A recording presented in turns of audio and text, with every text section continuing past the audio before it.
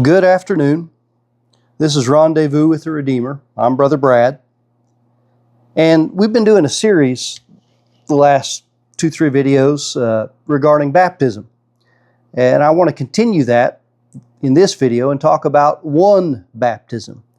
In the Bible, it talks about a singular baptism which every believer must have. Now, if you'll recall, we've talked about water baptism and what it means. We've talked about John the Baptist's baptism, the baptism that Jesus, his disciples did. We've mentioned the baptism of the Holy Spirit. I'll go over that a little bit more in another video. But there is one baptism, a singular baptism, which is mentioned in Scripture, and this baptism is the most important baptism of all. It's the baptism that every believer absolutely must have. And so I want to talk about that in this video. If you go to the book of Ephesians, chapter 4, it mentions it there's a passage here in the first few verses of Ephesians 4 talking about this particular baptism. And really, Ephesians 4 is a beautiful chapter in the Bible. I love it because it shows the perfect church. It shows a glorious church, how the church is supposed to function, what it is supposed to look like. How do we reach that place that the Lord Jesus intended for His church? And the church is getting there. The church is going there. I don't have a dismal view of the church. I have an exciting view. I am expecting the church of Jesus Christ to get stronger and better and not weaker. When I say the church of Jesus Christ, I'm talking about the whole body of Christ worldwide. Every believer who calls upon Jesus Christ as Lord and Savior, believing in Him as the Son of God, believing in the work of the cross, confessing Christ as Lord, that's the church. I'm not talking about people, a member of this denomination or this group or that. I'm just talking about the church as it is in the Bible, okay? Ephesians 4 describes that church, what it looks like and how it operates. In this passage in Ephesians 4, in verses 4, 5, and 6, we see the creed, the basic things on which the entire body of Christ must agree and must be in unity on. And so let's look at that. Ephesians 4, beginning there in verse 4. It says, "There's one body and one Spirit, just as you were called in one hope of your calling." One body meaning one church, one body of Christ. There's not multiple churches. There's one church. That one church has many parts, many members. That's fine. You can have all kind of different buildings and different denominations, but we're part of one true body in Christ. We always have to remember that. There's one body, one Spirit. There's just one Holy Spirit. There's not a different Holy Spirit for every group. The Baptists don't have one Spirit. The Methodists another Spirit. And the Episcopalians have another Spirit. No, there's one Spirit. If you have the Spirit, the Holy Spirit, there's just one. We all have the same one. There's unity there. It goes on, just as you were called in one hope of your calling. We all have that expectation that our names are written in the book of life, that our citizenship is in heaven, that to be absent with the bodies, to be present with the Lord, that we're going to heaven. That's the hope of our calling. Every believer should share that hope. These are common things that every Christian should agree on. These are the main things. These are the things that we should stand on, be willing to die on, not the minor things. There are other areas of doctrine which sometimes we have different viewpoints. We don't always come to an agreement, and that's okay. But these are things where there has to be agreement. These are fundamental doctrines. Okay, go on. It says one Lord. There's just one Jesus. Everybody's got the same Jesus. All right, one faith. There's one faith in Christ. There's one central faith in the work that Jesus has done in believing on Him as Lord and Savior. We all share that. Now look here, it says one baptism.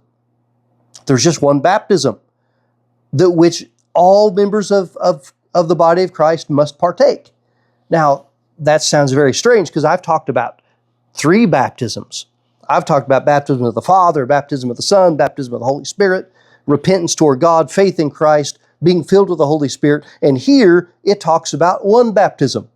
How do we reconcile this scripture with the other things I've been sharing. That's what this video is going to be about. It says one baptism. Let's finish it here. Verse 6, one God and Father of all, who's above all, through all, and in you all. There's just one God. Okay? This is a creed. This is a fundamental set of doctrines that unify the entire body of Christ. You know, we can walk with any believer, any Christian, in the context of these verses. We need to remember that. We have to work towards unity in the body of Christ and not disunity or disagreement. Now let's go back and let's talk about this issue of one baptism. It says there's one baptism.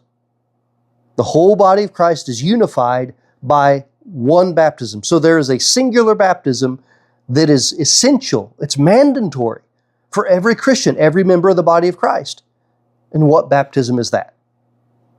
What baptism is it? Okay? Now, this is where there's a lot of disagreement. Some people say, well, you have to be baptized in our church. You have to go in our tank, in our water, and our preacher has to say our set of words, and then you're part of the church. And then other people say, no, you have to be in our tank and in our water. And come on, that's not what this is talking about. The one baptism is mentioned in Scripture. We need to use Scripture to prove Scripture. So let's go there to 1 Corinthians. 1 Corinthians chapter 12. 1 Corinthians 12. And let's look there, verses 12 and 13. Let's just start in verse 12. 1 Corinthians 12, verse 12. For as the body is one, it has many members. But all members of that one body, being many, are one body, so also is Christ. So he's talking about the exact same thing we talked about in Ephesians. We're talking about the church and the body of Christ. We did not break subject. We're not looking at something completely different. We are looking at same type of context. All right? Paul wrote Ephesians. He wrote 1 Corinthians under the inspiration of the Holy Spirit. These are the words of the Spirit, not Paul. Okay? So he's talking about the unity and the membership in the body of Christ. Now look at verse 13. This is the key. For by one Spirit we were all baptized into one body. Whether Jews or Greeks, slaves or free, having all been made to drink into one Spirit. For in fact the body is not one member, but many. So there you have it. You have all these different parts of the body of Christ, but they are unified into a singular baptism. For by one Spirit we're all baptized into one body. What body is that? It's the body of Christ. Okay? This is the one baptism that every believer must have. And it is not a physical baptism. It's a spiritual one. Now, we've talked about physical baptism, immersion in water and what it means. What did it mean for John the Baptist? What did it mean for the disciples of Jesus? And what does it mean in the New Testament church? It's our identification with Christ. All right? It's a testimony of our faith in the death, burial, and resurrection of Christ. All good things. But we saw over in the New Testament, in the book of Acts, there were people who were saved, believed, even received the baptism of the Holy Spirit, and then later they were baptized in water. So water baptism didn't save them. It was a confirmation of their salvation, but it is not what saved them. It was their faith in Christ that saved them. But here we see that there is a baptism that every true believer, every person who says, I'm a Christian, I believe I'm saved, I'm born again, I'm a child of God, my name's written in the book of life, there is one baptism that you must absolutely have. You cannot decline it. And that is this baptism mentioned right here in 1 Corinthians chapter 12, verse 13, for by one Spirit we're baptized into one body. It's a spiritual baptism. It is the baptism that happens when the Holy Spirit takes you and immerses you into the body of Christ. This is salvation. When you believe in Jesus, you confess Him as Lord, faith comes in your heart. And you respond, and that faith is not a dead faith, it becomes a living faith. Living faith, you have to act on it. You act on that faith. All right? And you identify with Christ. You say, yes, I believe. I believe Jesus, here I am. I call you as my Lord and Savior. When we do that, the Holy Spirit comes. He takes hold of us in our heart, in our spirit man. See, we're more than a body. We're more than a mind and an intellect.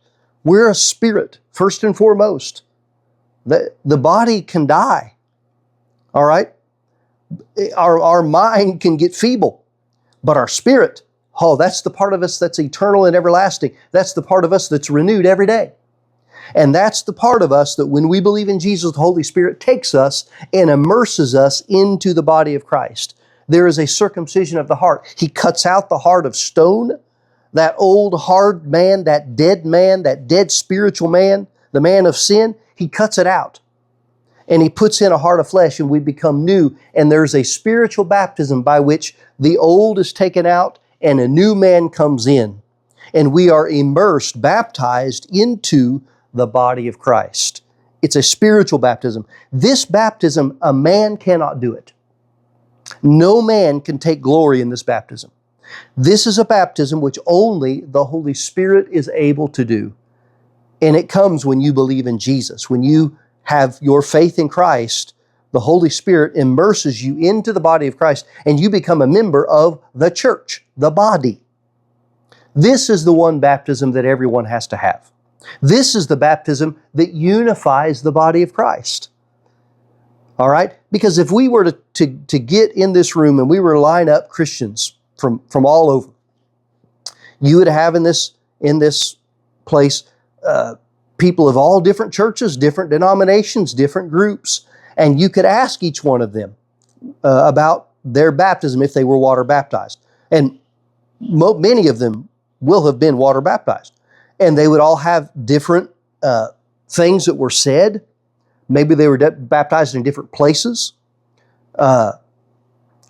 different tanks, different styles. The unity is not there. The unity is here. When we say, no, when I believe, something happened, something changed in my heart. The Holy Spirit took me and He immersed me into Christ, and I became one with Jesus Christ. I know the minute, I know the day, the hour, the minute I believed in something changed in my life. Something was removed. The old was taken out. The new came in. The weight of sin was rolled off of me, and I became refreshed. I became alive in my heart. That is your spiritual baptism. That's when the Holy Spirit immersed you into Christ. And that's the baptism that every believer has to have.